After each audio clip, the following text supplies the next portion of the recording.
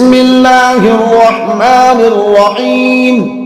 يا أيها المزمل قم الليل إلا قليلا نصفه أو انقص منه قليلا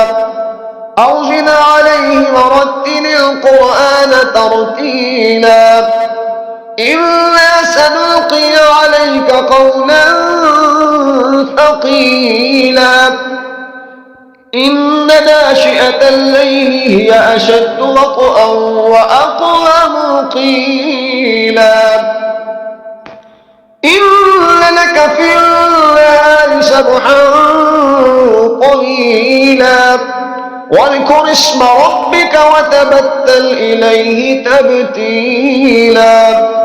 رب المشرق والمغرب لا إله إلا هو فاتخذه وكيلا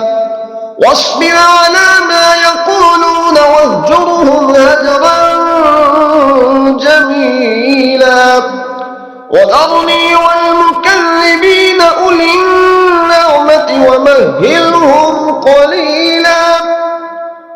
إن لدينا أنكالا وجحيما وطعاما ذا غصة وعذابا أليما يوم ترجف الأرض والجبال وكانت الجبال كثيبا مهيلا إنا أرسلنا إليكم رسولا شاهدا عليكم كما أرسلنا إلى فرعون رسولا فعصى فرعون الرسول فأخذناه أخذا وبيلا فكيف تتقون إن كفرتم يوما يجعل البلدان شيبا السماء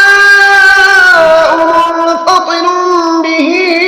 كان وعده مفعولا إن هذه تذكرة فمن شاء اتخذ إلى ربه سبيلا إن ربك يعلم أنك تقوم أدنى من ثلثي الليل ونصفه وثلثه وطائفة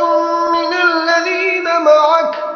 والله يقدر الليل والنهار علم أن لن تحصوه فتاب عليكم فاقرؤوا ما تيسر من القرآن علم أن